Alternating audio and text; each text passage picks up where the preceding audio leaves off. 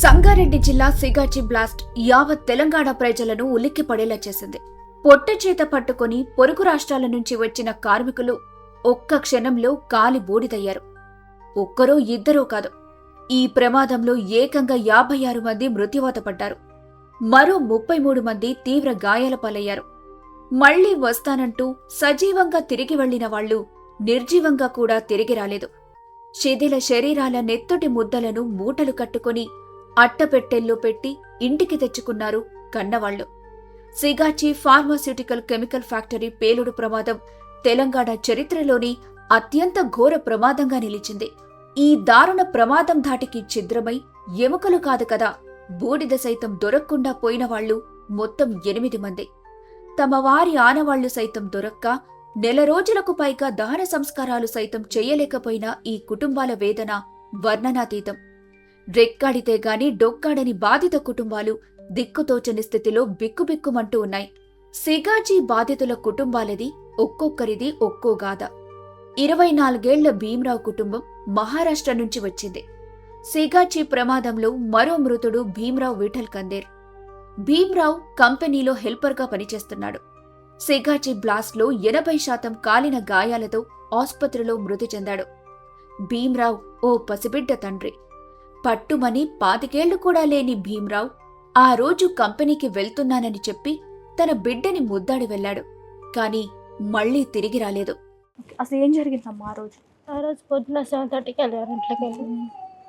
అంతేగా పొద్దున జరిగి నాకు తెలియదు. వీళ్ళు వాళ్ళే జస్ట్ వాళ్ళ అత్తమ్మ వాళ్ళ కూతురు చెప్పిన వచ్చి ఇట్లా అయిందని మధ్య 3 గంటలకు చెప్పారు. అట్లా పొద్దున మాకు తెలియదు, పొద్దున అయిందంట 9 గంటలకి. అది ఎట్లా అయినా తెలియదు కానీ మాకు వాళ్ళు చెప్తే ఫోన్ చేసినాం. ఫోన్ లిఫ్ట్ లేదు, లేపలేరు ఎవరు కూడా. అంతే మాది కాదనుకునే మేము ఏం పట్టించుకోలేము. తర్వాత 4 గంటలకు మమ్మీ వస్తుంది, పనికి వెళ్ళి వస్తుంటే మధ్యలో వాళ్ళు కార్లో తీసుకుపోయి ఇట్లా మీ ఆయన అల్లుడు దొరికిండు, హాస్పిటల్లో ఉన్నాడు, మీరు అంటే మమ్మీ తొలగిపోయారు. బాడీ దొరికిందా? దొరికింది. మాట్లాడారా? వెళ్ళి మీ ఆయనతో మాట్లాడే ప్రయత్నం చేశారా? చేసాం కానీ మాట్లాడలేరు. అప్పటికి బతికే ఉన్నాడని చెప్పారా? ఏం చెప్పలేరు, మాట్లాడలేవు, ఏం లేదు. కానీ పైప్ బయట లోపట అంతేగాని ఏం ట్రీట్మెంట్ చేసే ప్రయత్నం ఏమైనా చేశారా? చేసారు, అంతే కోషిష్ చేశారు కానీ ఏం భరోసా చెప్పలేరు. బతుకుతాడా లేదా అని ఏం చెప్పలేరు కానీ ట్రీట్మెంట్ చేసారు. ఓకే. తర్వాత 4 days అయిన తర్వాత మేము వెళ్ళాం. అక్కడికి వెళ్ళిన తర్వాత చూసినాం, అన్నీ చేసినాం, మాట్లాడడానికి చేసినాం కానీ మాట్లాడలేడు. 5 daysకి చనిపోయింది పొద్దున అని చెప్పటికి పటాన్చెరు గవర్నమెంట్ హాస్పిటల్లో పంపించారు పోస్ట్ మార్టంకి. ఆడ పొద్దున మేము వెళ్ళాము. తర్వాత అక్కడ నుంచి పోస్ట్ మార్టం చేసి బాడీ అంతా బాగానే ఉందా? కాలిపోయిందా? ఇంకా కాలిపోయింది, మొత్తం కాలిపోయింది. ముఖము ఈడ చేతులు గుర్తుపట్టేంత ఉన్నారా? కొంచెం గుర్తుపట్టేట్టు సార్. ఆ రోజు తర్వాత ఇంకా మీకు బాడీ ఇచ్చేసారు? ఇచ్చేసారు. పోస్ట్ మార్టం చేసి మేము ఊరికి వెళ్ళాము, మహారాష్ట్రకి వెళ్ళి అవన్నీ క్రాకం చేసినాం. భీమ్రావు మృతి చెందిన 7వ రోజు ఆ ఇంట్లో జరిగిన మరో విషాదం భీమ్రావు తల్లి మరణం. కన్నబిడ్డని మృత్యువు కాటేయటంతో ఆ బాధను భరించలేని భీమ్రావు తల్లి ఏడ్చి ఏడ్చి బిడ్డ మృతి చెందిన 7 రోజులు తిరగకుండానే ఆ తల్లి గుండె పగిలి మృత్యువోడికి చేరుకుంది. ఈ 2 ఘటనలు ఒకదాని తర్వాత ఒకటి భీమ్రావు ఇంటిని దిక్కులేని స్థితికి చేర్చాయి. 7 రోజులకి మా అత్తమ్మ చనిపోయింది. మళ్ళా ఈయన చనిపోయిన తర్వాత 7 daysకి ఆమె కూడా అర్థం చేసేసి వచ్చేసింది. కటిక పేదరికం నుంచి బయటపడాలనుకుని ఉపాధి వెతుక్కుంటూ నగరానికొచ్చి కుటుంబ యజమానినే కోల్పోయిన ఈ పేద కుటుంబాల స్థితి దయనీయంగా మారింది. పసిబిడ్డల ఏడుపులు చూసేవారి గుండెలు బరువెక్కిస్తున్నాయి. ఒకే ఇంట్లో వారం రోజుల్లో 2 కోల్పోయిన ఆ కుటుంబ పరిస్థితి చూస్తే ఎవ్వరికైనా కన్నీళ్లాగవు. ఆయన చనిపోయినప్పుడు మీకు ప్రభుత్వం అయితే ₹1 కోటి ఎక్స్గ్రేషియా ప్రకటించింది కంపెనీ తరఫు నుంచి. మరి అందులో మీకు ఏమన్నా అందాయా? 25 lakhs ఇచ్చారు. 25 lakhs. మీరు చాలా నష్టపోయారు.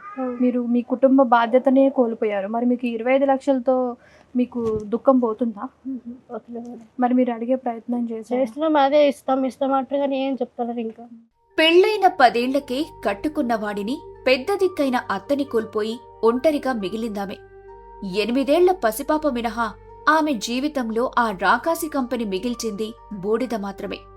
₹1 కోటి నష్టపరిహారమన్న వాళ్లు ఏమయ్యారో తెలీదు. 25 లక్షల చెక్కు చేతిలో పెట్టి అడ్రస్ లేకుండా పోయారు ప్రమాదానికి బాధ్యులైన వారు. మరిప్పుడు ఆ కుటుంబ పరిస్థితేంటి? ఆ బిడ్డ భవిష్యత్తేంటి అన్న వేనవేల ప్రశ్నలకు ఎవరు సమాధానం చెబుతారు? పాపకి ఎన్ని ఇయర్స్ ఉంటాయి? 8 months. 8 months. పాపకి ఇంత చిన్న ఏజ్లో పాపను పెట్టుకొని, ఒక ఆడపిల్లని పెట్టుకొని, హస్బెండ్ లేరు, అత్తమ్మ లేరు. ఇప్పుడు మరి మీరు 25 lakhs తీసుకొని ఎలాగా? అంటే గవర్నమెంట్ మీకు, మీ హక్కు అది, మీరు కోల్పోయిన దానికి గవర్నమెంట్ మీకు ఇస్తున్న నష్టపరిహారం. మరి మీరు దాన్ని అడిగే ప్రయత్నం ఏం చేయలేదా? అంటే చేస్తున్నామని ఫోన్ చేస్తున్నాం, అన్నీ చేస్తున్నాం, కానీ ఇంకా వస్తాయండి. ఇంకా ఏం టెన్షన్ తీసుకోకండి, మేము ప్రయత్నం చేస్తున్నాం, వస్తాయి ఇంకా అకౌంట్లో. ఎప్పుడు ఇస్తారు అంట? అదేం చెప్తలేరు మేడం. వస్తాయని చెప్తారు కానీ అది ఎప్పుడు వస్తాయి ఎప్పుడు లేవో అదేం చెప్తలేరు. అసలు ఈ తప్పుకి బాధ్యులెవరన్న ఆలోచన కూడా మృతుల కుటుంబ సభ్యులు అడిగే స్థితిలో లేరు. కనీసం పసిబిడ్డ బాధ్యత తీసుకోవాలని వారి తరపున డిమాండ్ చేసేవారు సైతం ఎవ్వరూ లేరు. ఏం చేయాలో తెలియని నిస్సహాయ స్థితిలో ఉన్న భీమ్రావు భార్యను ఓదార్చి ఓ దరి చేర్చేవాళ్లెవ్వరు? ఇప్పుడిదే ప్రశ్న సిగాచి మృతుల కుటుంబాలను సందర్శించిన వారెవ్వరికైనా వెంటాడుతూనే ఉంటుంది.